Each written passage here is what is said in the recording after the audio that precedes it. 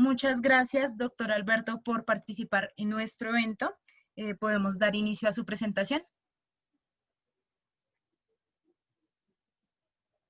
Muchas gracias, Daniela. ¿Me puedes avisar si está la presentación en modo presentación? Ya la estamos observando. Ok, muchas gracias a todos.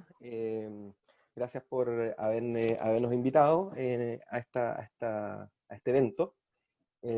También a todos los oyentes. Espero que la información que les entregue sea de gran ayuda. Hay un quiz ahí con respecto a esta ponencia, así que yo les voy a ir también soplando para que pongan atención en los puntos para las preguntas, para que sea más tramposo, como diríamos los chilenos. Bueno, gracias por la presentación, Daniela. Muchos datos, pero que me hacen sentirme un poco viejo, pero está bien. Uno tiene hecho hartas cosas, y le doy gracias a Dios por eso y la oportunidad de poder entregar también la experiencia a todos ustedes. Así que demos al tiro esos son chilenismos, demos paso a la presentación. La presentación que me pidieron fue estrategias productivas en el cultivo del palto, y en ese sentido, primero hay que hacer una distinción con respecto a lo que nosotros queremos enfrentar como ingenieros agrónomos, como agricultores, como gente que está en el campo día a día, observando las plantas. Hay dos formas de poder enfrentar cualquier tipo de desafío, ya sea productivo, ya sea incluso de la vida. Una alternativa es ¿cómo se llama? Enfrentar el problema, enfrentarlo, y ese enfrentar el problema significa poder analizarlo y llevar hacia el futuro qué es lo que va a hacer la planta con respecto a lo que la planta está haciendo hoy y a lo que yo puedo hacer en cuanto a manejos, en cuanto a herramientas de bioestimulación, en cuanto a las condiciones del ambiente, el clima, la temperatura, la humedad, etc.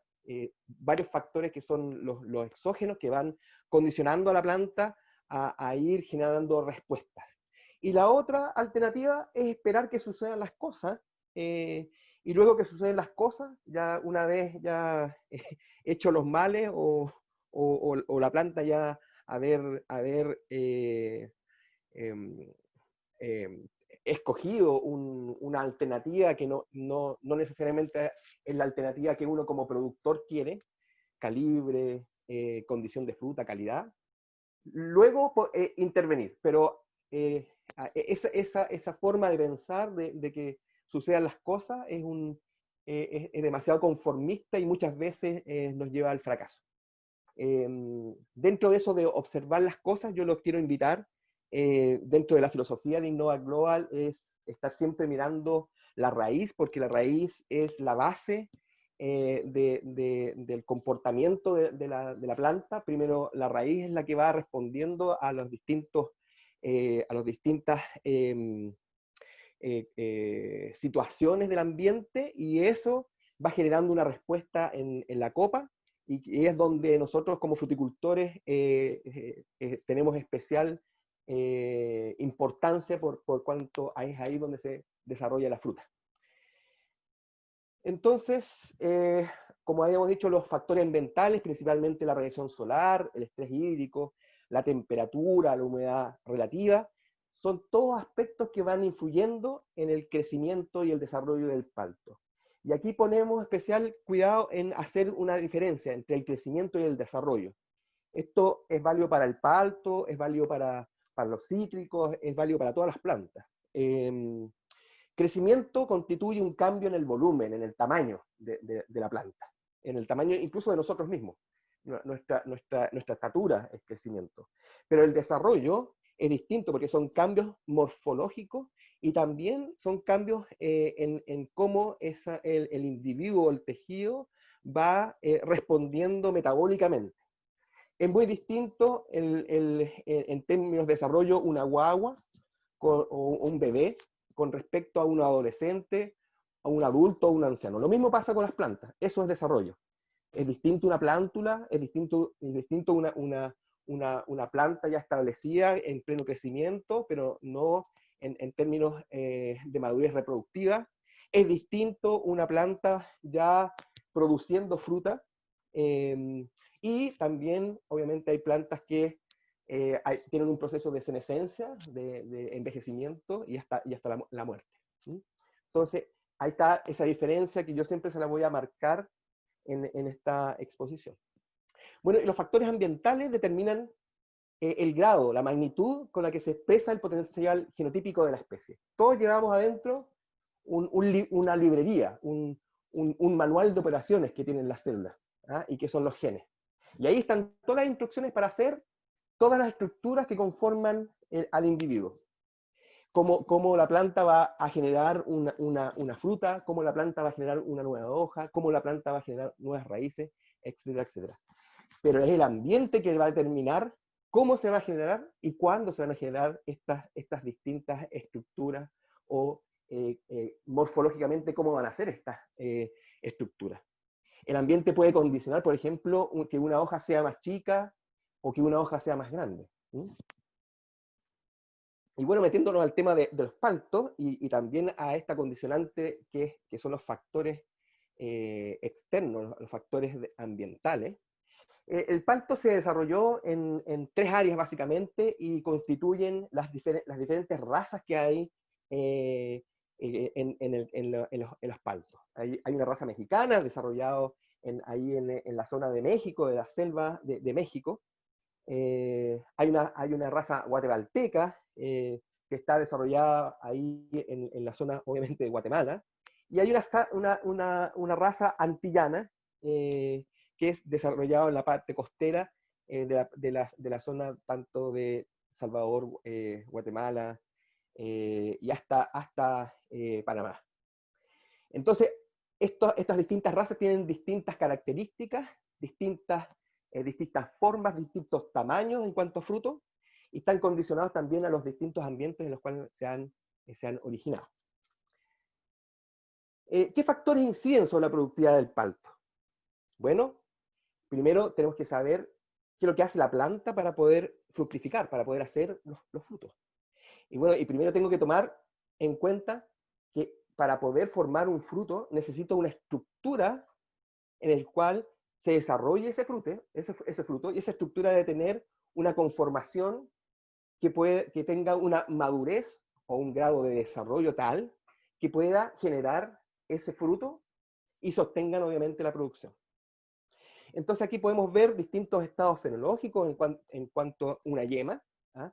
Una yema que está en latencia, que no tiene crecimiento, y que por factores ambientales determina ser o un brote o determina ser una inflorescencia.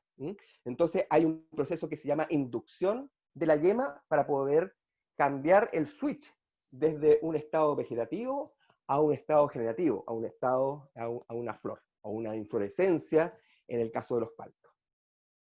Y bueno, las yemas florales, unas vez inducidas y luego diferenciadas, generalmente son mixtas. ¿Ah?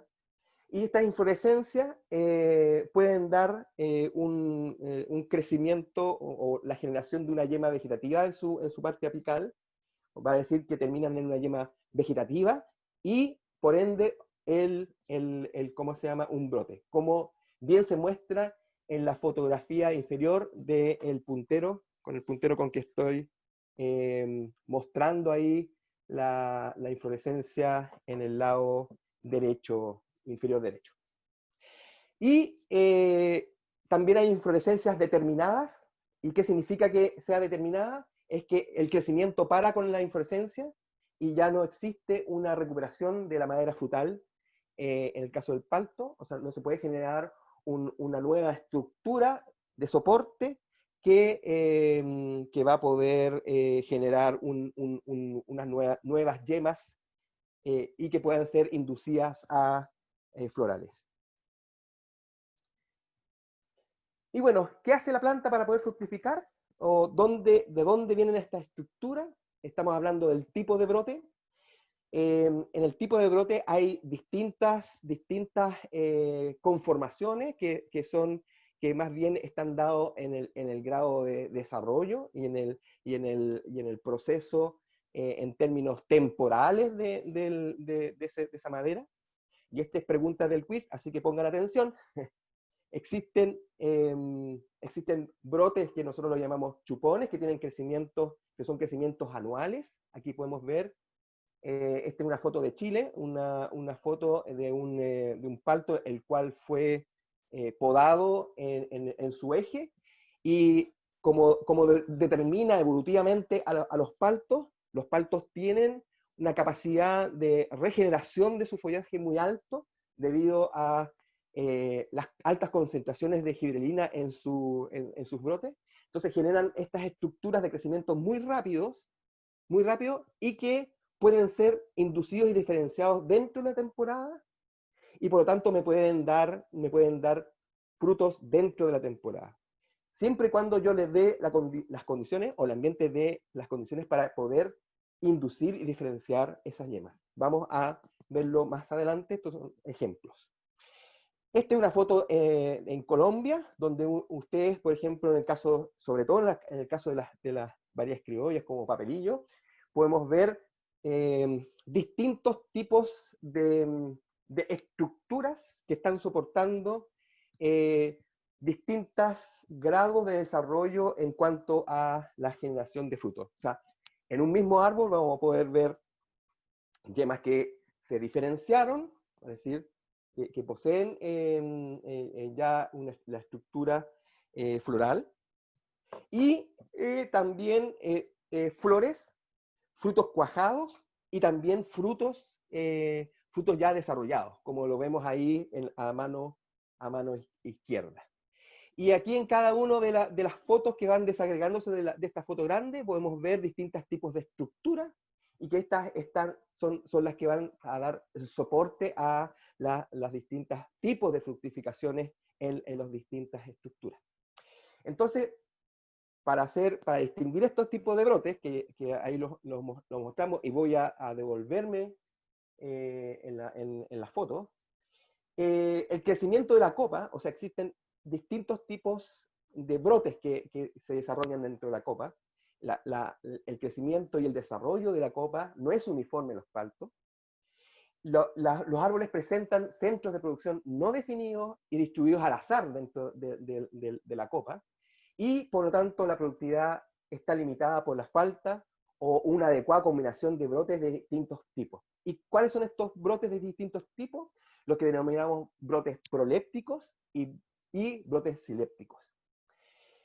Bueno, entonces, cuando uno tiene una producción de palto, uno tiene que definir cuáles son las funciones de los crecimientos vegetativos en funciones de las distintas funciones reproductivas en la copa. O sea, yo puedo generar, o sea, si mi huerto tiene tendencia a generar brotes prolépticos, bueno, tendré que tratar de generar una mejor reconversión de la copa para poder ir a brotes silépticos dependiendo del tipo y la temporalidad de mi fructificación. Y pongan atención porque esta es la pregunta de prueba, los brotes prolépticos y silépticos, ¿qué son? Bueno, los silépticos son los que corresponden a brotes laterales que surgen de un brote de crecimiento. Este brote de crecimiento puede ser y es un brote proléptico, y este brote proléptico son los que se generan desde yemas dormidas y se generan durante toda una temporada, pero fructifican en la temporada siguiente. Por lo tanto, este brote proléptico, para poder generar fructificaciones, necesita una cantidad de tiempo, necesita que se detenga en términos del crecimiento, que se limite el crecimiento, y para poder inducir y diferenciar la yema. Pero el resultado en la floración produce en la siguiente temporada. En cambio, el brote siléptico, nuevamente para que quede claro, son brotes laterales en los cuales yo puedo también acotar el crecimiento vegetativo y por lo tanto inducir yemas, las yemas que están generándose ahí, y generar fructificaciones dentro de la misma temporada. Entonces, estas también son fotos de Colombia. Aquí podemos ver un brote, un eje, ¿ah? Que de seguro si buscamos ahí en la base vamos a encontrar un anillo de yemas, y en este eje crecen laterales. Y estos laterales corresponden a los brotes silépticos. Si se fijan, no tienen en su base un anillo de yemas. Este anillo de yemas en los brotes prolépticos se forma porque ya ha pasado una temporada completa de crecimiento y se van formando estas estructuras nuevas para renovar madera. Bueno, y aquí, en este brote siléptico, vamos a ver que también tenemos yemas, y estas yemas, si yo logro acotar el crecimiento en esta zona, en la zona apical, yo puedo generar la inducción y diferenciación de estas yemas. Voy a tener fructificación acá. Nuevamente, un eje con brotes silépticos, son estos laterales que están acá. Este es un brote proléptico, y como sé que es un brote proléptico porque se parece mucho a el que yo tengo en esta fotografía, es porque el brote proléptico tiene anillos en su base. Vean los anillos en esta zona donde hay múltiples yemas.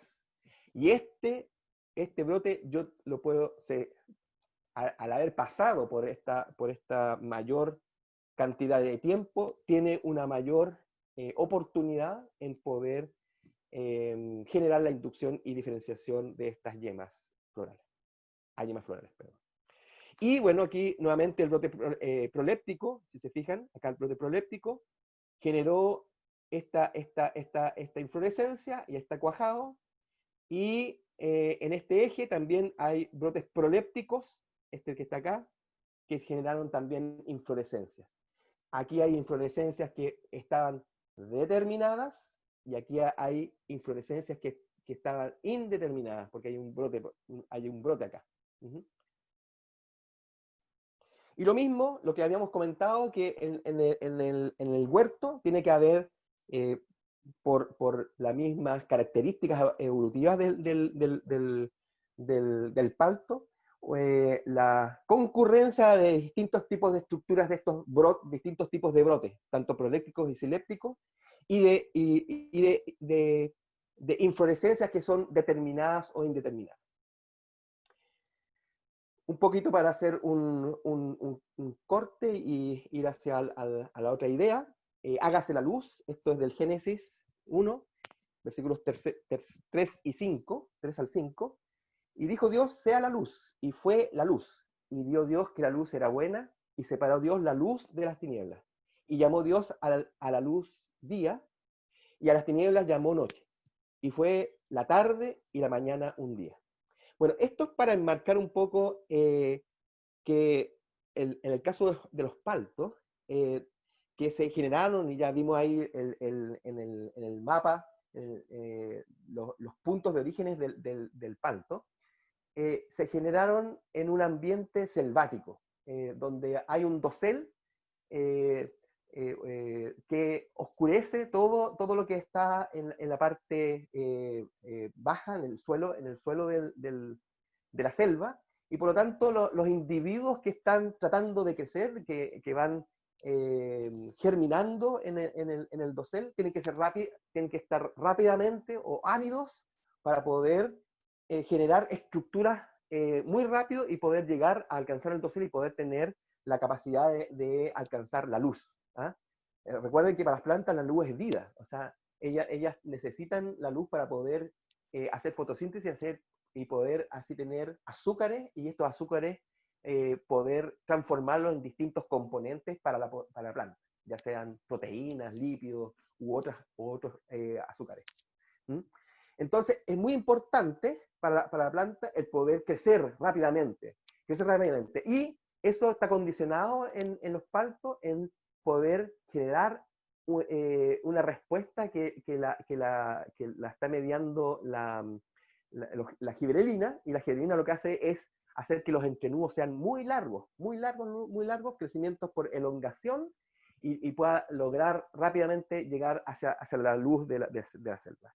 Y por ende, todas las estructuras que están bajo este dosel empiezan por efecto de la oscuridad, estas empiezan a caer en un bajo punto en compensación, como hablarían los fisiólogos, para decir que lo que ellos alcanzan, cada hoja, lo que alcanza a fijar como azúcares, no alcanza para poder sobrevivir unitariamente esa hoja, y por lo tanto la planta, por un proceso de intoxicación con amonio, la elimina. Y se crean estos verdaderos túneles, o estas verdaderas cavernas bajo las plantas, ¿ah? Que pueden ver aquí. El follaje empieza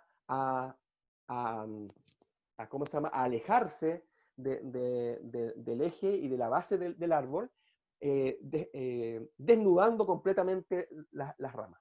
Y por ende también la producción, porque la producción también está supeditada a la luz que está llegando a las maderas. La producción empieza a alejarse cada vez más. Y en los sistemas más antiguos de producción de paltos, donde hablamos de árboles que son de 20 metros o más, con individuos, 20, 40 individuos por hectárea. Son verdaderos, es una verdadera hazaña poder subirse a estas tremendas estructuras y poder cosechar lo que está quedando cada vez más y más lejos. Y por ende, el peligro de que los cosecheros se caigan y que haya un accidente, y también, obviamente, una disminución significativa en los niveles de productividad del huerto. Entonces, hay distintos tipos o fórmulas de poder concentrar o disminuir la densidad, o sea, tener más árboles por hectárea, y con ello también crear una competencia interespecífica, y que esa competencia interespecífica también frene un poco el vigor, y también haga más precoces las plantas. Bueno, están también los distintos sistemas de poda y también los distintos patrones en los cuales uno puede influir en el vigor de las plantas. Bueno, esta es una foto de Chile en un huerto intensivo, y donde se ha caído todo las hojas en la parte basal del cultivo. Esta foto en Colombia, lo mismo, ¿ah? Lo mismo. Y por ende, estos sistemas productivos empiezan a tener problemas en eficiencia. Y bueno, nos llevan a poder, a tener la necesidad de poder hacer aperturas de luz, de poder eliminar estructuras que están siendo poco eficientes. Y al hacer estas podas entra luz a manera que es bastante vieja, y existen yemas que se llaman esferoblásticas, que están dentro del cámbium del tronco, y que pueden generar estos que nosotros llamamos chupones en Chile, que son estos crecimientos de tasas muy altas, y que también yo los puedo, en cierta forma, hacer parar en fruta, o detenerlas para poder hacer una inducción y diferenciación de estas yemas. Esto lo puedo hacer en forma mecánica, y también lo puedo hacer en forma química. Entonces, esto es lo que yo les mostraba, estos árboles que crecen en forma descontrolada, de cierta forma. Uno está dejando que la planta se exprese y no teniendo un control cultural sobre ellas, y por ende también mi producción empieza a estar en la periferia de la planta.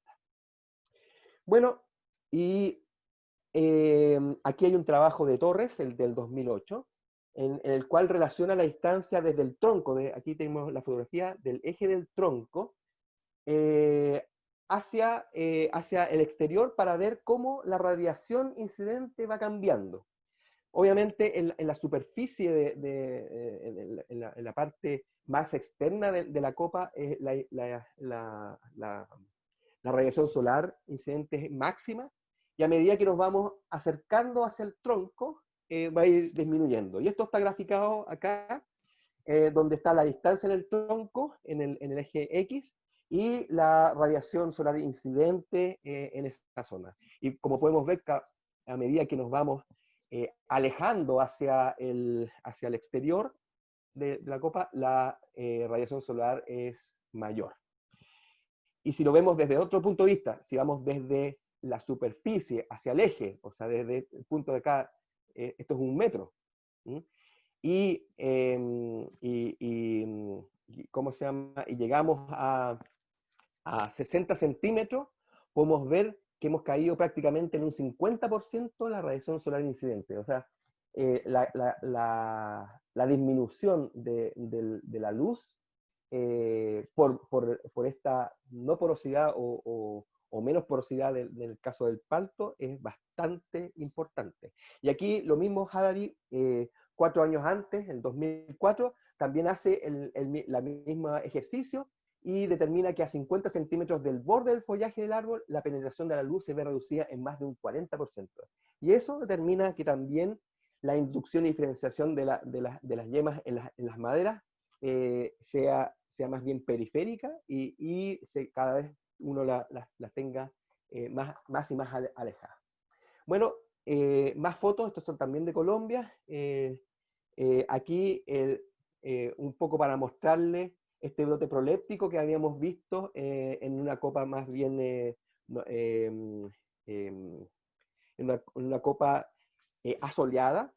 Lo mismo podemos ver en un crecimiento en madera mucho más antigua, en una zona más sombreada, donde se generó esta inducción de las yemas, pero si ven, por un tema ahí de suministro de carbohidratos, abortó la mayoría de las flores y solo que hay un frutito creciendo y desarrollándose. Entonces es importante también el nivel de carbohidratos, ya sea para poder hacer la inducción, disminuyendo los niveles de carbohidratos, pero también para poder suplementar el crecimiento y desarrollo del fruto, en la cual los niveles de carbohidratos tienen que obviamente subirse. ¿Qué hace la planta para fructificar? Bueno, y un poco ordenando las ideas mencionadas anteriormente, las bajas concentraciones de carbohidratos causan una reducción en la actividad vegetativa, y esta reducción de la actividad vegetativa ayuda a la inducción y diferenciación de estas yemas que están en estas maderas frutales. Entonces, la inducción floral ocurre cuando existe el menor contenido de carbohidratos en las ramas principales, en el caso de Chile, en el otoño, pero también puede deberse también a una alta transpiración, perdón, una alta respiración en sistemas tropicales y subtropicales, donde el exceso de calor también puede determinar una inducción. Pero la inducción con disminución de la temperatura es mucho más fuerte. Cualquier factor de estrés de intensidad y duración suficiente puede provocar una inducción floral. Y aquí podemos dar algunos ejemplos que van a ser preguntados en la prueba. Y son las bajas temperaturas, también el estrés hídrico, enfermedades. Por ejemplo, cuando uno tiene una fitóftora en un huerto, uno puede ver que estas plantas, pese a que han perdido casi la totalidad de las hojas, la planta responde, ¿cómo se llama?, induciendo yemas y fructificando. Es como querer la planta ante un proceso ya de muerte, el generar una simiente, una descendencia. Bueno, las deficiencias nutrimentales también pueden generar la inducción y calor extremo, como también les había mencionado. Pero las más importantes para el tema de inducción son las bajas temperaturas y lo que uno puede hacer con las restricciones hídricas. Son las que más potentes son como factores en términos de provocar la inducción floral. Aquí podemos ver paltos ya con diferenciación, ya son yemas que ya tuvieron el proceso de inducción, y ese paso de la inducción hacia la diferenciación es un cambio ya morfológico. O sea, la inducción es la señal para decirle a la yema, oye, sabes que tienes que prepararte metabólicamente porque vas a quizás formar una flor. Entre la inducción y la diferenciación hay un paso que se llama evocación, y ese paso de evocación es un paso en el cual ya hay un cambio morfológico posteriormente, donde se empieza a crear las estructuras florales. Sin embargo, yo también puedo desdiferenciar yemas, puedo devolverme a hacer, luego de la inducción, puedo hacer que esa yema vuelva a ser vegetativa. Aquí ustedes pueden ver las yemas que están generándose, las nuevas, la conformación es mucho más globosa, y eso me indica que aquí ya no hay una yema vegetativa, sino que ya hay un ramillete floral que se está desarrollando. Las yemas vegetativas generalmente son más delgadas y terminan en punta. Bueno, y aquí se genera la producción. Esto es Chile, zona bastante austral. Estamos hablando de 800 kilómetros al sur de Santiago. No es una zona común productiva de palto, con incidencia de helada. Sin embargo, uno puede cultivar paltos teniendo los resguardos en términos de control de helada. Aquí ustedes pueden ver que la fructificación está sobre brotes silépticos. ¿Ah? No hay en esta zona yemas en la zona, un anillo basal. Por lo tanto, este fue un crecimiento en la temporada que se determinó y se logró hacer la inducción. Esto se logra con antigibérelicos en esta zona para poder generar este proceso de fructificación. Estrés. Hemos hablado del estrés. Y el estrés generalmente, cuando uno lo escucha, genera angustia. Y bueno, el estrés es bueno y es malo. En términos de nosotros, los seres humanos, ya que somos animales, el estrés es una respuesta evolutiva desde el punto de vista que genera en el individuo la preparación para poder escapar ante un hecho. Tenemos que pensar, por ejemplo, en nosotros en la era de las cavernas, donde teníamos que salir a cazar, y también podíamos ser presas de algún depredador. Entonces, si se nos abalanzaba un depredador, un tigre dientes de sable, el estrés, la condición ambiental que se está provocando y está generando una respuesta en nosotros, bueno, está mediado por todo el golpe de adrenalina y el poder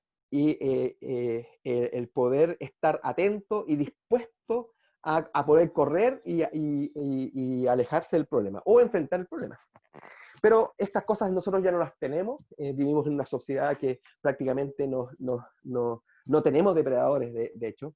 Y el estrés los autogeneramos nosotros ante preocupaciones. O sea, ocuparnos en cosas que ni siquiera han pasado generan estrés y nos generan angustia. Bueno, eso es malo. Eso es malo. Es bueno cuando lo teníamos y era una herramienta para poder escapar. Eso ya no lo tenemos. Las plantas lo mismo. Las plantas, el estrés es bueno y es malo. El estrés cuando se genera como un efecto, como una respuesta ambiental en el proceso reproductivo, obviamente es bueno para la planta. El estrés para preparación, en el caso de Chile, la preparación a una época en la cual las bajas temperaturas puedan quemar estructuras vegetativas, van condicionando la planta para poder lignificarse y poder botar las hojas y prepararse al invierno, en el caso de las caducas. Entonces, todos esos factores de estrés son positivos. Entonces, no veamos también el estrés como algo negativo. El estrés es una herramienta para nosotros los agrónomos también para poder generar respuestas en las plantas y poder modular en la producción lo que nosotros queremos hacer con respecto a la cantidad o a la calidad. Recuerden que, por ejemplo, en las frutas, y pasándome, no en el caso del palto, pero en frutas de color, como uva de mesa, la generación del color y de los azúcares es respuesta al estrés ambiental. Estrés por luz. La luz es la que condiciona a la fruta a la toma de color. ¿Mm? Entonces, esos son factores estresantes para la planta, pero que son buenos para la planta y también para nosotros en términos productivos. Bueno, aquí también un cambio de ritmo rápido. Yo soy el número 1. ¿Se acuerdan de la guerra de las colas? Donde Coca-Cola, que siempre fue el número 1 y estaba muy cómodo siendo el número 1, y Pepsi siempre el segundón. Y ahí, ¿qué hago? Porque yo quiero ser el número 1, quiero ser mejor que Coca-Cola. Y ahí se batieron en un duelo, en un duelo que en cierta forma llegó a ser incluso en términos de marketing, tener, a ver, ¿cómo diría? Publicidad un poco insidiosa. Llegaron al punto en que te ponían las dos bebidas cola y te hacían probar sin ver la marca, y obviamente Pepsi, que tenía mayor contenido de azúcares, era la preferida por la mayoría de la gente que lo probaba. Bueno, eso llevó a que Coca-Cola cambiase la fórmula y un montón de problemas que tuvo después, etcétera, etcétera, pero es el afán de diferenciarse, la carrera por diferenciarse. Y en las plantas, la carrera por diferenciarse implica reproducción, es lo que hemos estado hablando. Está la inducción y la diferenciación, pero ya la diferenciación de la yema es ya la concurrencia de las estructuras reproductivas y por ende la flor y el fruto. Y esto está dado por un cambio en el nivel de azúcares, como lo habíamos mencionado anteriormente, y estos cambios en el nivel de azúcares también está condicionado a las variaciones en la partición del carbono que estos azúcares están generando en la estructura, en la madera frutal, y al desequilibrio en las relaciones hormonales.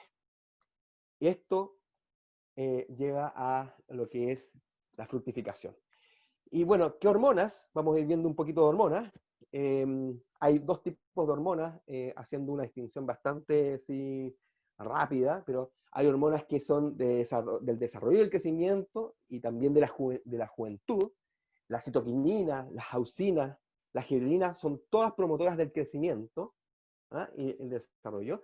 Y las otras hormonas que son las opuestas, que son bueno, el ácido abscísico, el etileno, y que son hormonas que frenan el crecimiento y el desarrollo, y generan también la madurez de las estructuras y la senectud del sistema. Pero no, eso no quiere decir que unas son buenas y otras son malas. Y de hecho, dentro de la planta se generan distintas mezclas de citoquininas perdón, de hormonas vegetativas con respecto a las de desarrollo. Entonces, no solo está la citoquinina actuando sola, sino que también hay una mezcla con las auxinas y una mezcla con el etileno. Bueno, y esto condiciona tanto el crecimiento como el desarrollo en las plantas, como habíamos conversado. Entonces, una falla en la inducción y en la diferenciación de yemas hace que mi huerto produzca poco. Bueno, es obvio, sí, claro que sí. Porque tenemos que recordar que cuando uno sobrevigoriza un huerto, cuando uno, tal como ahí en la charla anterior de Sokimich, nos hablan del tema de los excesos de nitrógeno, la sobrevigorización de los huertos genera señales que van en contra de la inducción y de la diferenciación. Le está diciendo a la planta los aumentos o el exceso de nitrógeno y también en la oportunidad donde ese nitrógeno está puesta durante de la fenología del palto, generan señales que le está diciendo a la planta, oye, crece vegetativamente. Y este crecimiento vegetativamente implica altos niveles de azúcares en las ramas y por ende la imposibilidad de generar un proceso inductivo en las yemas. Y bueno, uno de los factores más importantes para el control del crecimiento vegetativo es la carga, o sea, el tener fruta. El tener fruta genera que también hay una, por partición tanto de las reservas inmediatas como también de los flujos de cadenas carbonadas que se están creando durante la temporada en tiempo real, sean para poder generar esta estructura que es un fruto. Un fruto que en el caso del palto es muy costoso para la planta, porque aparte de que es una fruta bastante grande, tiene niveles de aceite bastante considerables, sobre todo en el caso, o sea, con respecto a otras frutas, frutas más normales, por así decirlo, como una manzana o como una uva. Prácticamente no tienen litio.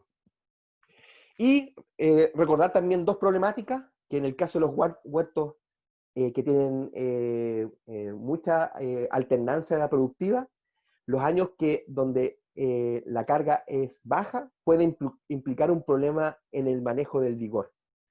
Y eso se redunda que después de un año de alta producción, o sea, en un año on, hay que asegurar que para asegurar que los árboles florezcan nuevamente y asegurar que una cuaja de estas floraciones, y generalmente estas son reducidas, generan las estructuras, generan las maderas. O sea, cuando hay mucha carga y nosotros estamos frenando el crecimiento vegetativo, en el siguiente año yo necesito estructuras para poder inducir y diferenciar esas yemas, y si no las tengo, mi carga disminuye. Entonces, una alta carga genera poco desarrollo de nuevas maderas y de nuevas yemas que yo puedo inducir y diferenciar, que van a golpear o van a incidir en la siguiente temporada, en el siguiente ciclo productivo, donde mi carga va a disminuir. Y al disminuir la carga, va a haber una sobrevigorización, una nueva generación mucho más importante de madera frutal, inducible y diferenciable, y por lo tanto, en la siguiente temporada voy a tener un exceso de carga, y así sucesivamente. Entonces uno tiene que tener cuidado en que estas generaciones o este equilibrio entre las estructuras que están generando fruta, también tenga paralelamente estructuras que me aporten madera para poder colgar fruta hacia la siguiente temporada. Entonces, también recordar que el principal efecto de la producción del vigor y del tamaño de los árboles se puede lograr con aplicaciones de reguladores del crecimiento de las plantas. Por ejemplo, todos estos productos que son antigibrélicos, unicorazol, paclobutrazol, cloxidina de calcio, que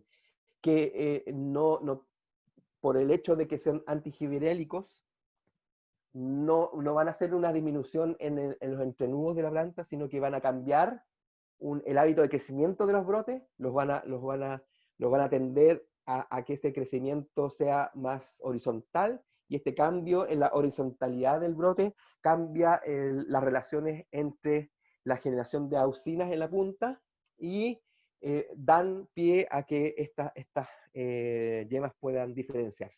Y aquí en la foto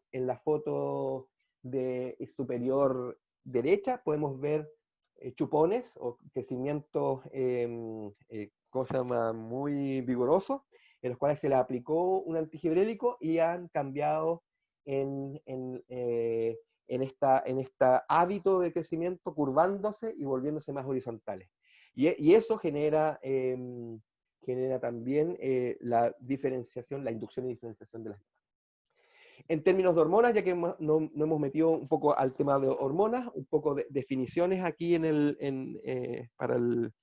para complementar la exposición y lo que nos queda más adelante, es que, bueno, las hormonas vegetales o fitohormonas son un grupo de sustancias orgánicas naturales que influyen en los procesos fisiológicos, son mensajeros en la planta, y que determinan o condicionan el crecimiento, la diferenciación y desarrollo de las estructuras, de distintas estructuras de la planta.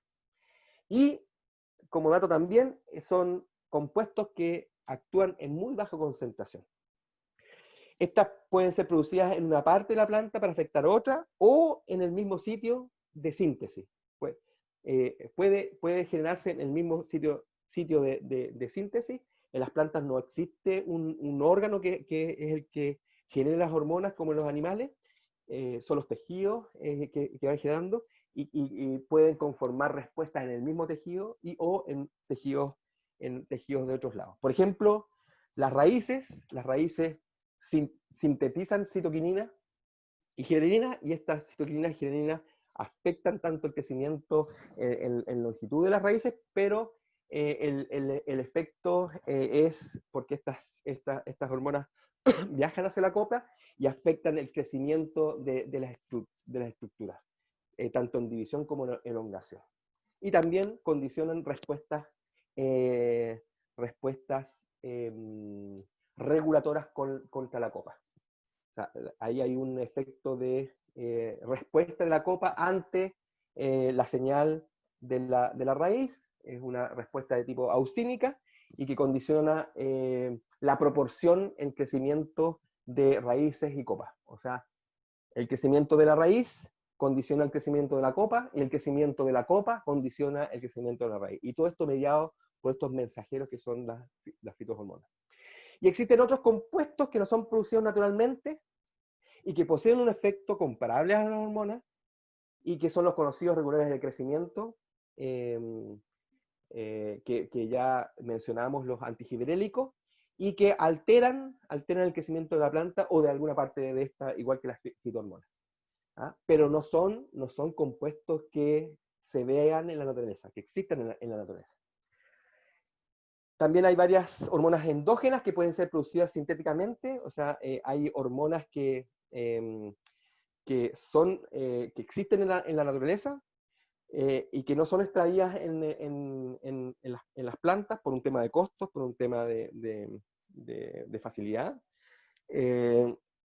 pero sí se pueden hacer en forma sintética, reproducir las hormonas.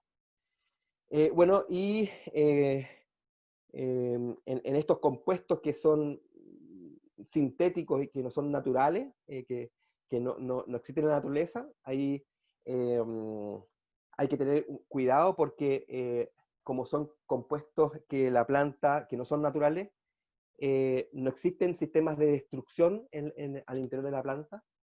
No así los que son fitohormonas y lo que son hormonas sintéticas, pero que son, naturales, entre comillas, donde hay enzimas que destruyen estas estructuras, estos compuestos. En las moléculas como que nosotros llamamos hormonas duras, la planta no tiene esa capacidad de destruir y puede mantener la señal hormonal por mucho tiempo activada. Y ahí el efecto de dosis y de frecuencia es gravitante.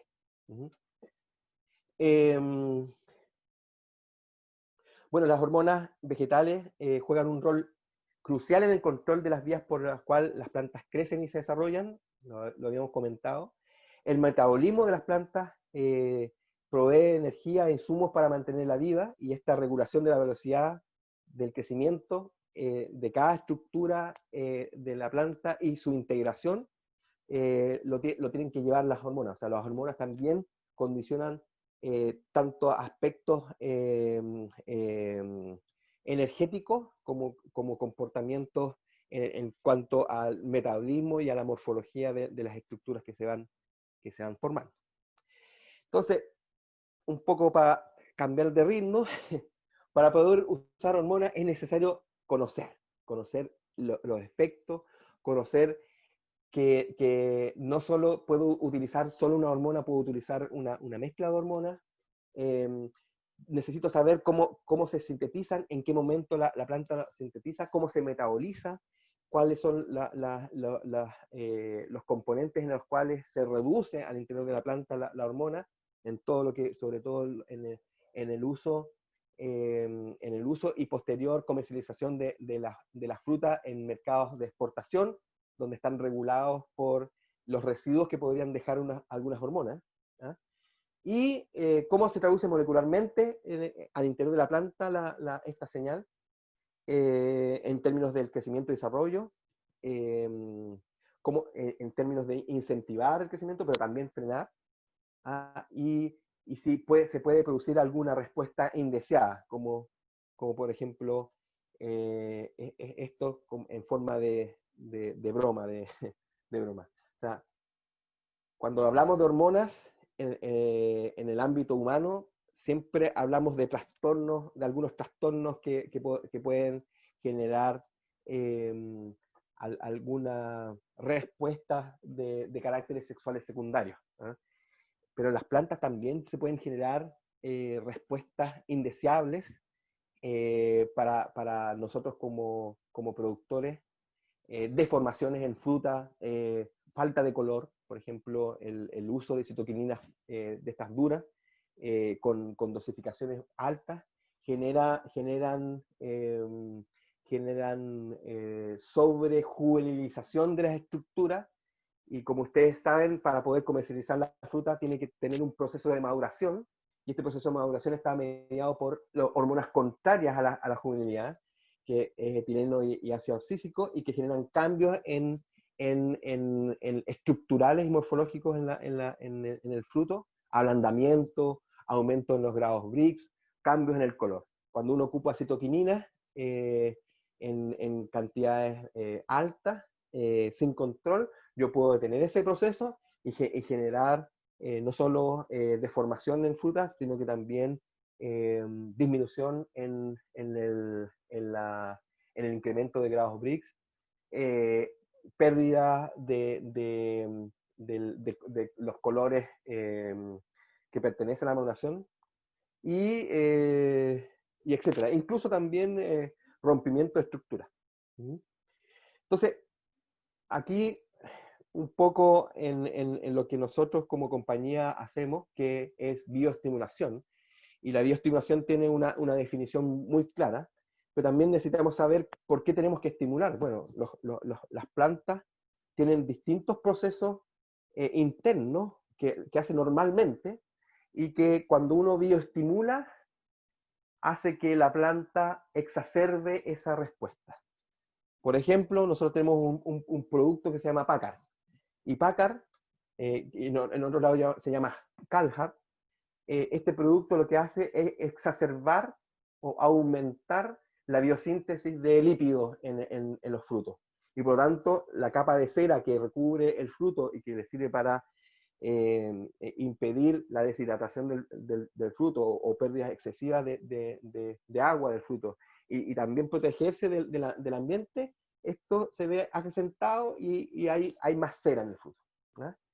Lo mismo hace con la biosíntesis de pectina, y por lo tanto hace un fruto mucho más denso, mucho más firme.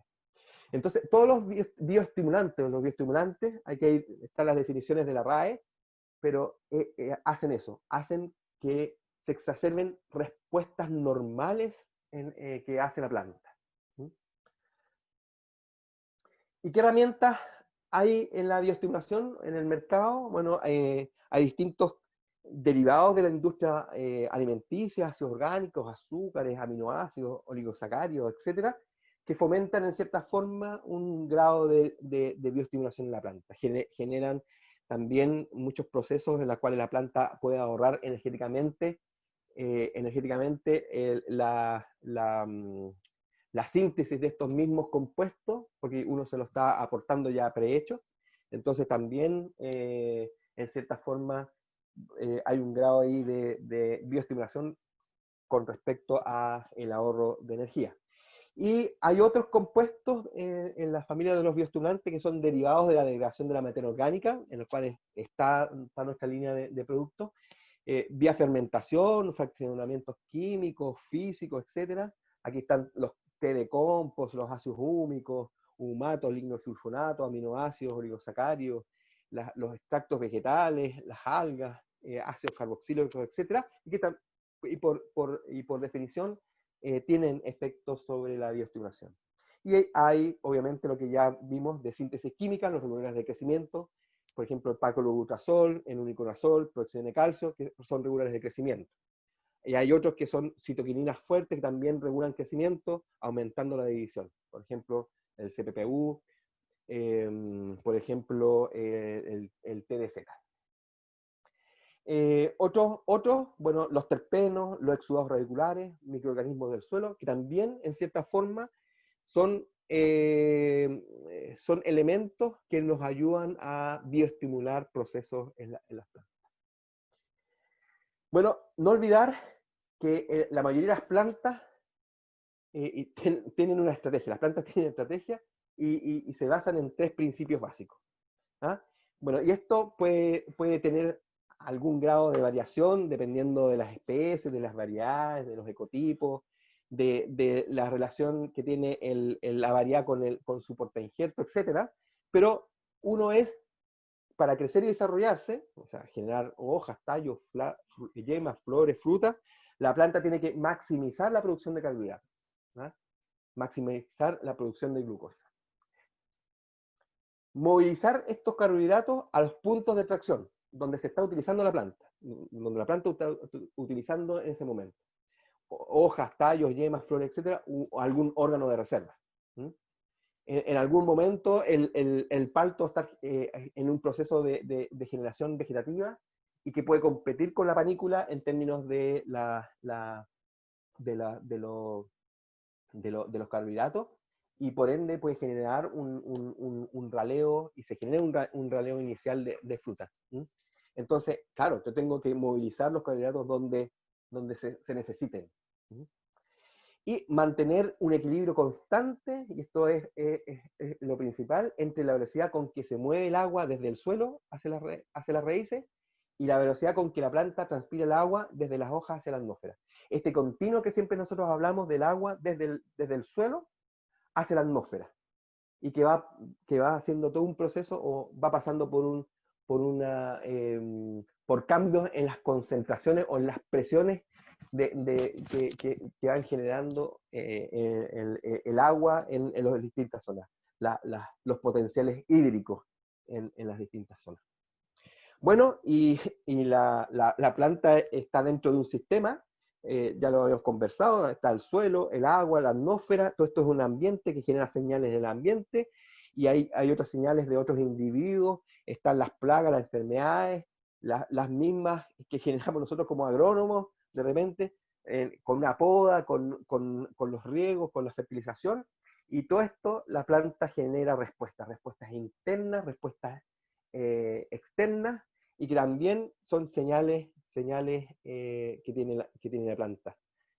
Y obviamente está todo imbuido en esta matriz que les muestro acá, que es de Aldrich, donde aparecen todos los compuestos que la planta necesita hacer a partir de la glucosa que se generó en la fotosíntesis. Y visto desde un punto de vista ya un poco más ¿cómo se llama? Funcional a lo que nosotros necesitamos conocer, es esta fenología en el caso de las plantas. Porque, claro, yo necesito ir creando estructuras distintas, con distintas composiciones en la temporada.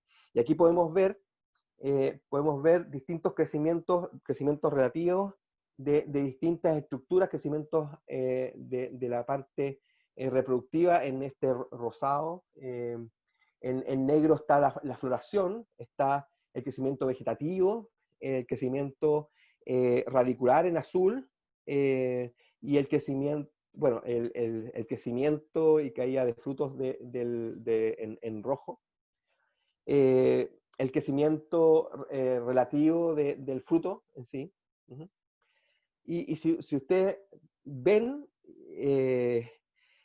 esto es el marco teórico, puede que en términos del efecto que hay en la parte ambiental, pueden haber cambios, y hay cambios en la ocurrencia de estos crecimientos, pero si se fijan, las estructuras se van formando en forma ordenada.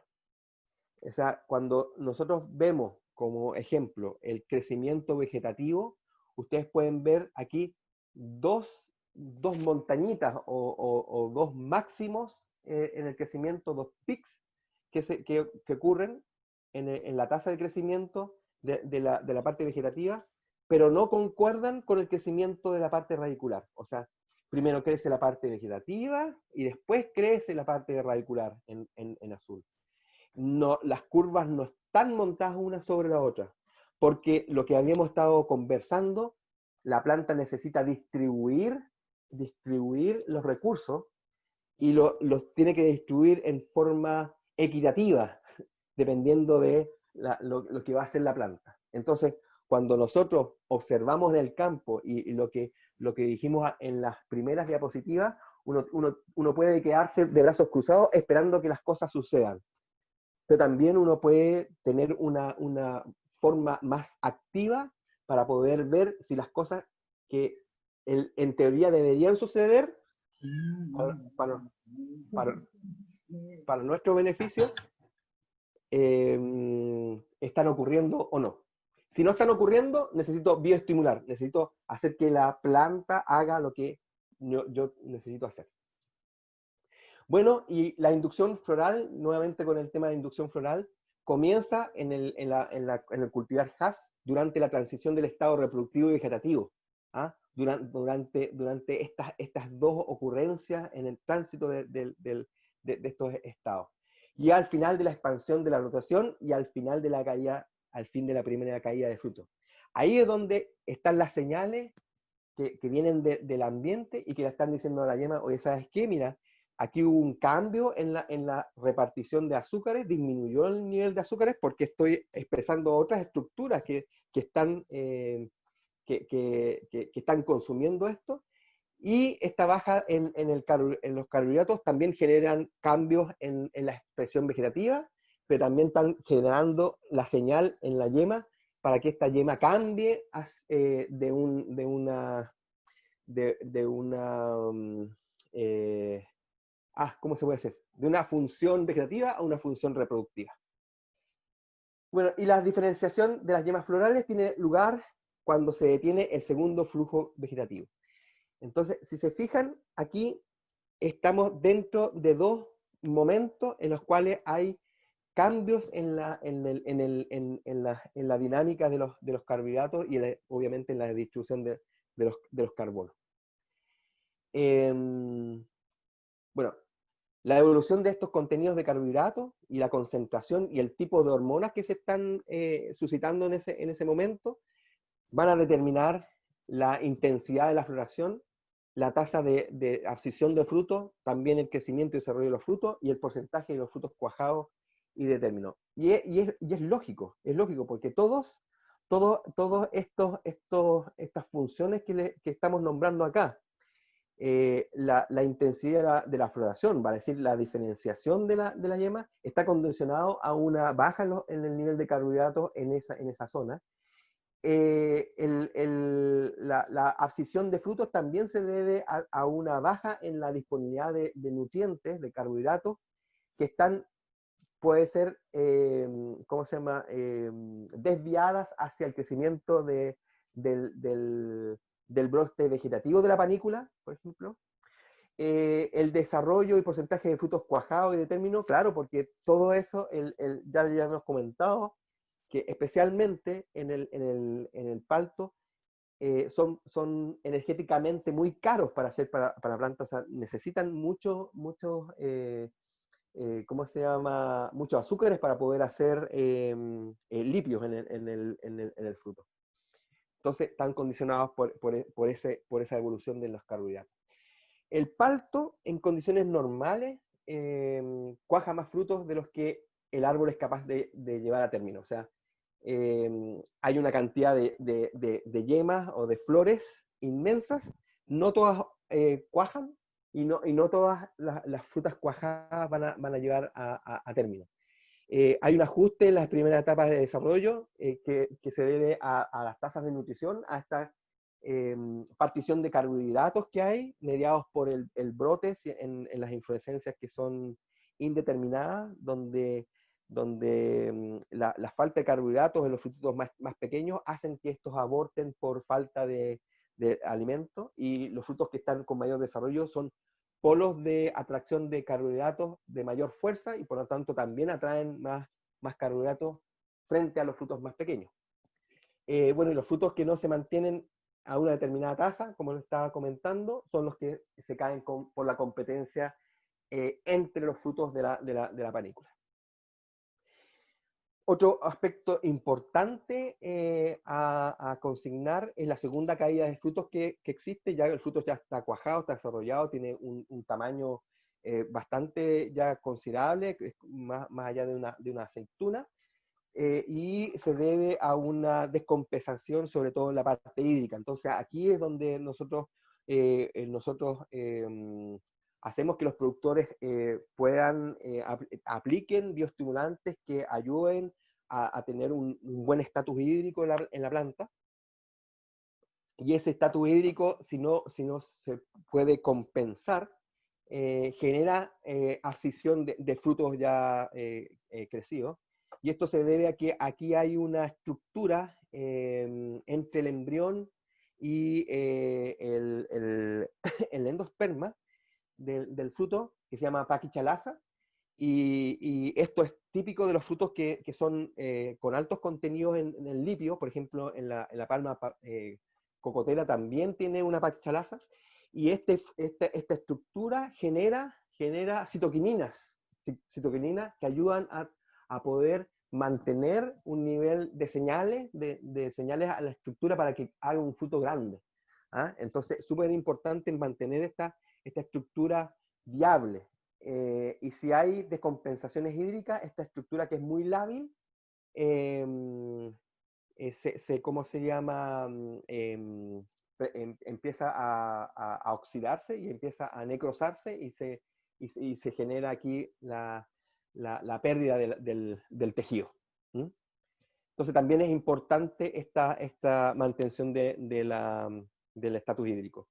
En Colombia, me acuerdo ya hace como 2 años que estuve allá, se veía muchos productores que se aseguraban con las 2000 milímetros que caían anualmente, y que sacando las cuentas en términos del requerimiento del palto, cumplían con las necesidades del palto, pero las necesidades del palto están distribuidas dentro de la fenología con distintos grados de requerimiento. Entonces, yo sé que ustedes tienen ahí 4 meses más o menos de momentos donde no hay lluvia, y por lo tanto se genera una falta de aporte hídrico a la planta, y genera estrés, y posiblemente también está generando ahí descompensaciones que pueden afectar tanto frutos como estructuras florales que se están formando. Entonces, ahí atención, necesariamente se requiere de riegos complementarios, sistemas de riego complementarios en el cultivo de la planta.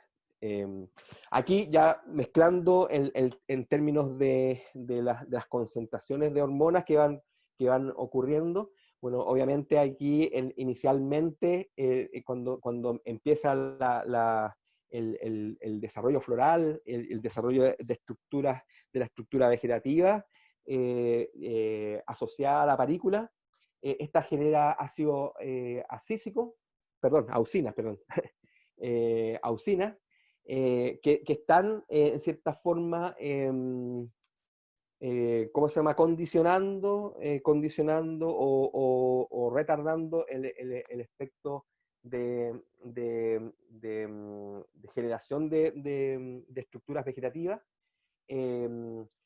Posteriormente a eso hay ocurrencia ahí, sobre todo cuando la floración se lleva a cabo, la ruptura del ácido, perdón, de las flores genera etileno.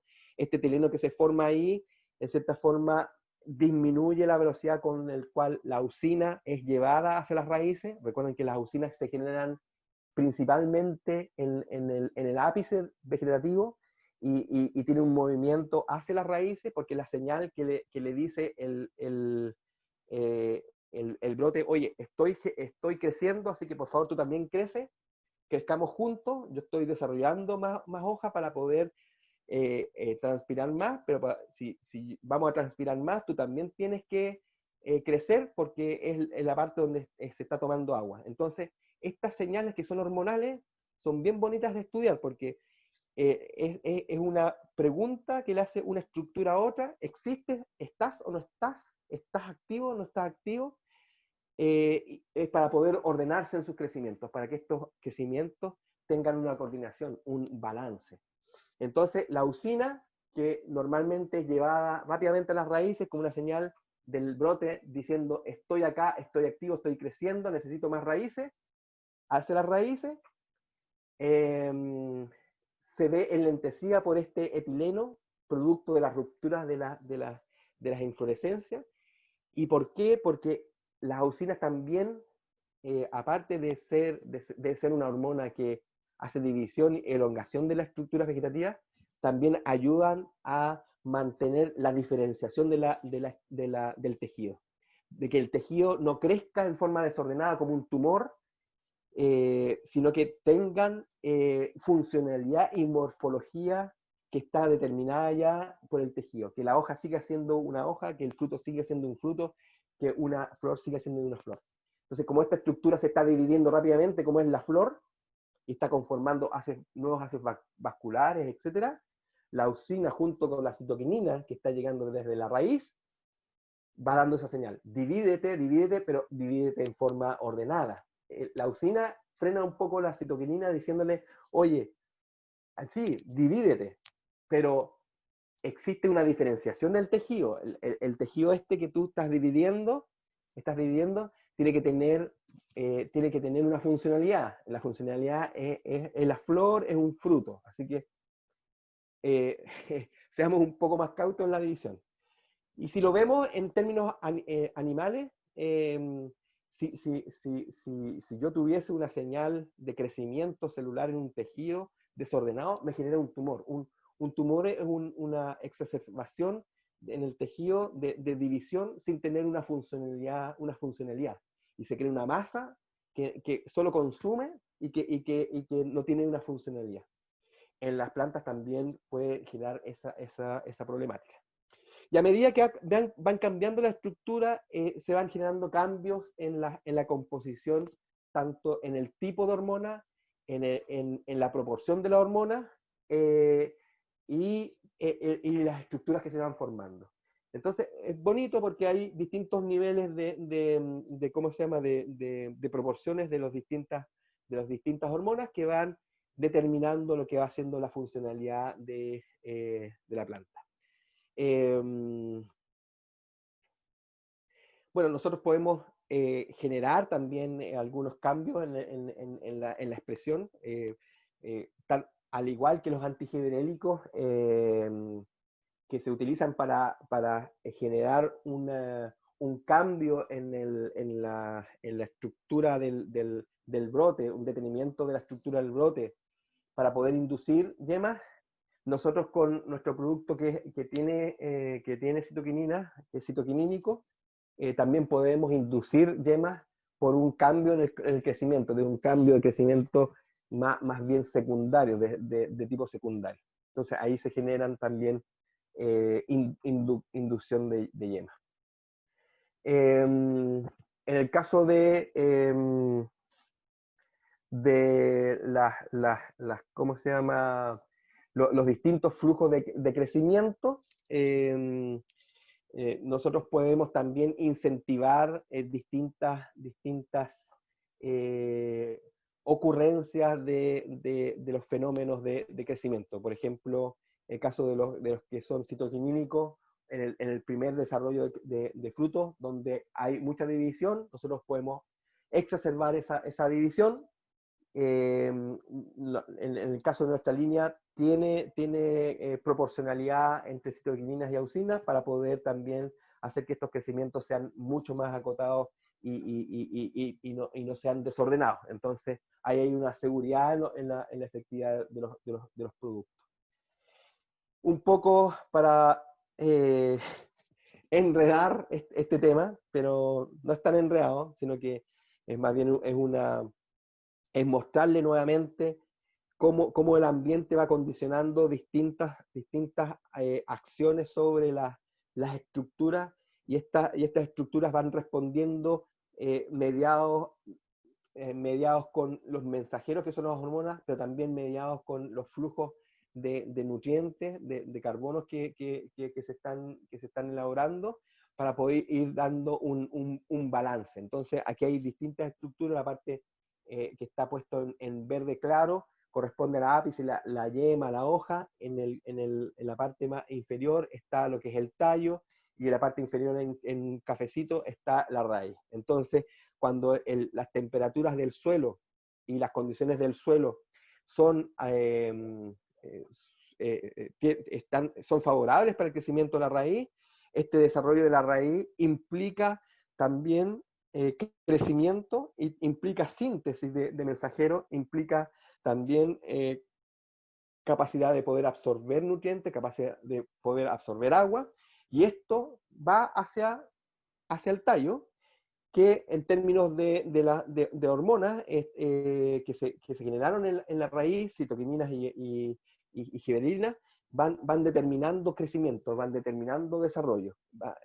El tallo empieza a crecer, empieza a elongarse, empieza también crecimiento secundario, que implica grosor, y también empiezan a también convertir distintos elementos que vienen desde la copa y desde la raíz, para conformar, no sé, convertir almidones de reserva en carbohidratos de fácil asimilación, porque estamos creando estructuras. Existe también, por ejemplo, capacidad de poder generar nuevos vasos vasculares para poder transmitir o poder transportar nutrientes hacia los puntos de crecimiento. Un punto de crecimiento, por ejemplo, el ápice de un brote, donde se está generando un alto nivel de auxina, y ese nivel de auxina, como bien lo habíamos comentado, es una señal hacia la raíz, es decir, oye, estoy activo, estoy creciendo, porque el ambiente también me está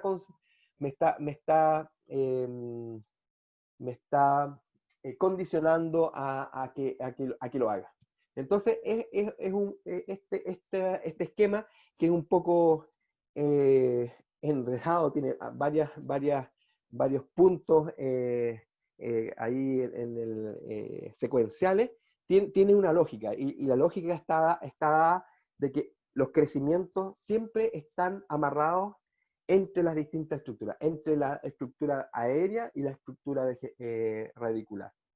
La estructura radicular condiciona el crecimiento y desarrollo de la parte aérea, básicamente por la capacidad que va a tener esta parte aérea de transpirar. Si no hay agua suficiente en la planta, obviamente la planta no puede transpirar, y si no puede transpirar, no puede crecer, no tiene capacidad de turgencia, y además no tiene capacidad, como no tiene capacidad de hacer transpiración, no tiene capacidad de poder hacer intercambio de CO2, y obviamente además de lisis de agua, y por ende fotosíntesis.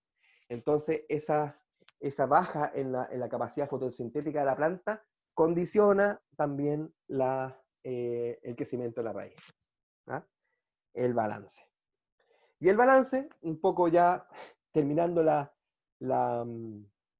exposición, este es un compañero de nosotros de INNOVAT, él mide 2 metros 5, entonces un poco para hacer un poco más amena esta presentación.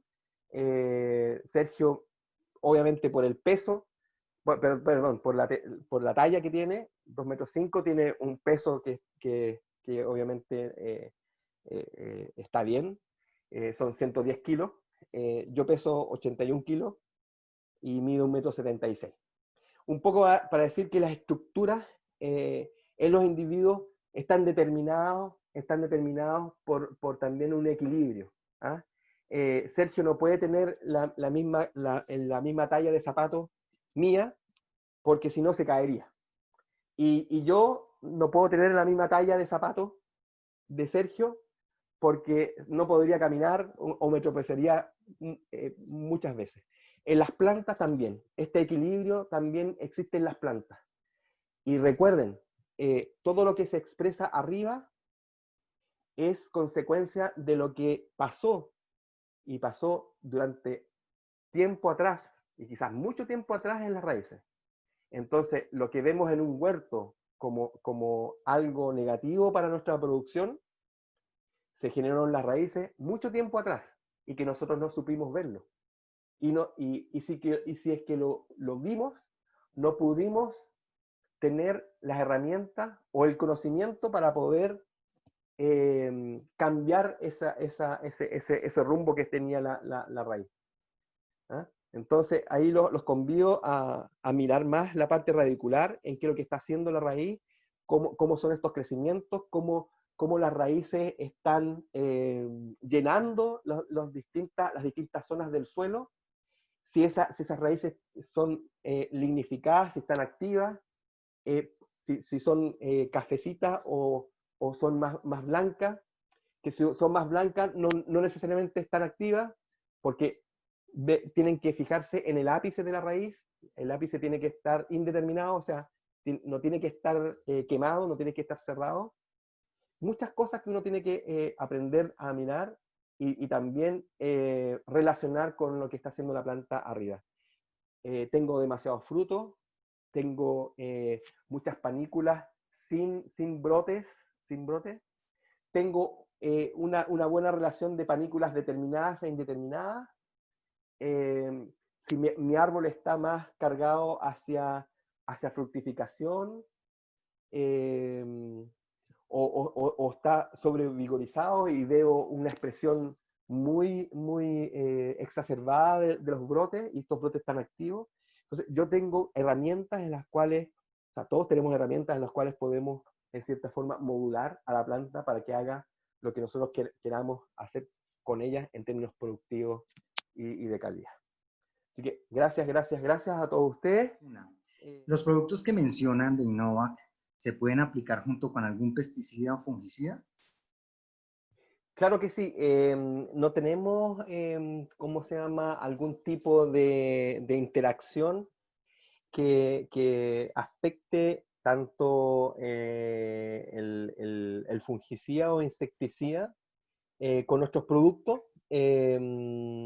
Tampoco hay efectos de fitotoxicidad asociada, entonces no hay ningún problema. Yo diría que de repente lo que sí podría ser complejo en el caso de Selecto, el ocupar algún ¿cómo se llama?, agroquímico con alta capacidad oxidante. Eso sí podría afectar al producto Selecto. El resto no hay grandes dificultades. Lo que sí, como en todas las etiquetas de los productos, dice hacer una prueba un poco de estabilidad de los productos, o sea, pescar alguna cantidad de productos en las soluciones correspondientes, pero a bajo volumen, para ver compatibilidad entre los productos, a ver si hay alguna interacción entre ellos. Básicamente eso, pero no hay ningún problema de mezclarlo. Yo los he mezclado básicamente con la mayoría que ocupamos acá en Chile y nunca he tenido problemas. Gracias, Alberto. Pablo García nos pregunta, ¿el proceso fisiológico en la floración se llama evoación? Es un concepto nuevo que escuchamos por acá. Sí, lo que pasa es que Está la inducción floral, la inducción, y después está la diferenciación. La línea que separa ambos procesos se denomina evocación. Muchos de los autores hablan de que pasado la evocación ya no hay posibilidad de reversión en términos de la diferenciación de la estructura. Pero en caduco se ha visto que sí hay condicionantes en las cuales puede haber, ¿cómo se llama?, desdiferenciación de yemas. Pero evocación es el punto de no retorno, para hacerlo en forma más simple, no retorno acerca del proceso inductivo. ¿Es evocación o evoación? No, evocación. Evocación. Ah, bueno, muchas Sí, gracias por evocación. El por problema la es que corrección. yo soy chileno y los chilenos generalmente hablamos mal. Nos comemos varias letras, entonces Ah, bueno. disculpen por No, eso. no, no, de ninguna manera. Igual gracias por la aclaración, que no la teníamos clara, al igual que Pablo. ¿Cómo se llama? Es una envidia poder escucharlo a ustedes cómo hablan, porque hablan muy bien. Ah, bueno, muchísimas gracias muy bien recibido el piropo por estos lados. No sé si hay alguna otra pregunta. Hay una de Pablo García que dice que a qué se debe una sobrevigorización y cómo podemos revertirlo. Ah, muchas gracias porque no me aparece acá en el chat. Sí. Bueno, la sobrevigorización, tal como lo comentó, lo comentaron la gente de SQM en la charla pasada, está mediada por nitrógeno. O sea, el nitrógeno es el que genera esta respuesta de crear estructuras. Es como el azúcar en nosotros. Cuando nosotros comemos muchos carbohidratos, le está diciendo a nuestro cuerpo, oye, crece, crece, crece, pero no crece, no en altura, sino que en anchura. Y estos carbohidratos lo que hacen es crear estructuras de tejidos lípidos y lípidos. En el caso de las plantas, ellas funcionan al revés. La señal de crecimiento, si bien está mediada por el nivel de reservas que son azúcares para poder hacer esas estructuras, pero esas estructuras requieren de más células y por lo tanto de mayor cantidad de proteínas en las plantas, y eso es nitrógeno.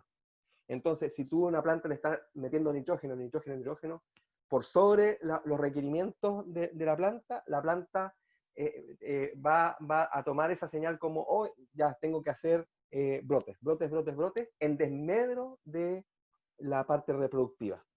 Y es lo que conversábamos de que eso genera desdiferenciación, genera o bloquea la inducción de yemas. Y ahí habla de si se puede revertir, claro. La forma de revertir es frenando los crecimientos. Una de ellas es el despunte de los chupones o de estos crecimientos que son muy vigorizados. Y el crecimiento al generar, al eliminar la dominancia apical de esto, genera las lateralizaciones y también la descompensación en los niveles de carbohidratos y se pueden diferenciar en frutos. Entonces, sí se puede revertir, pero tratar de no llegar a niveles, a sobrevigorizaciones por un balance malo en términos de nitrógeno. Hay que irse con los nitrógenos bajitos. Listo. Continuamos con Pablo García. Días oscuros de poca luminosidad, más alta materia orgánica, ¿pueden causar vigorización? Días oscuros, no, porque necesariamente la vigorización o la expresión de los brotes necesita luz. Y lo que les mostraba en la diapositiva, donde la planta genera o elimina estructuras que están bajo el punto de compensación. El punto de compensación, a mí me gusta verlos en términos económicos, que es más fácil. Cuando uno hace un negocio, ¿no es cierto?, invierte dinero. Y primero siempre es todo gasto. Y te van llegando ingresos por la compra de tus productos, y en un momento todos los ingresos que te llegaron ya pagó lo invertido, y además está pagando los costos, los gastos que estoy haciendo en ese momento. Eso se llama en términos económicos el break-even, o el paso en que ya pagué toda la inversión y todo el resto puede ser beneficio. La planta también, o sea, la hoja o el brote, cuando va creciendo, es una estructura parásita, porque no está madura fotosintéticamente, y por lo tanto para su crecimiento está requiriendo de fuentes carbonadas de otros lados, de reserva, hasta que la hoja logra hacer fotosíntesis y empieza a haber ingresos, y esos ingresos superan el gasto. Y ahí empieza a ser una estructura que está contribuyendo a la economía, llamémoslo así, de la planta. Entonces, cuando hay oscuridad, no hay fotosíntesis, y por lo tanto la estructura queda en déficit, queda en deuda. Y al quedar en deuda, igual como nos pasa a nosotros, empezamos a pedir plata prestada en el banco, hasta que tú no puedes más y el banco te hipoteca. La forma de hipotecar de la planta es eliminar la estructura y los bota. Entonces, en la oscuridad no existe crecimiento vegetativo, entonces no genera sobrevigorización. Y incluso con nitrógeno, porque es el nitrógeno en la forma amoniacal la que ayuda a la planta en esas estructuras que están en oscuridad a eliminarlas. El amonio libre quema las estructuras. Entonces, como este amonio en estructuras que están con luz, se están generando azúcares y son rápidamente enlazadas para formar un aminoácido. En las estructuras que están sombrías, el aminoácido, el amonio, no tiene la posibilidad de enlazarse a una estructura carbonada, a un azúcar para formar un aminoácido, y queda libre quemando. Y al final ese es el mecanismo que tiene para eliminar estructuras en oscuridad.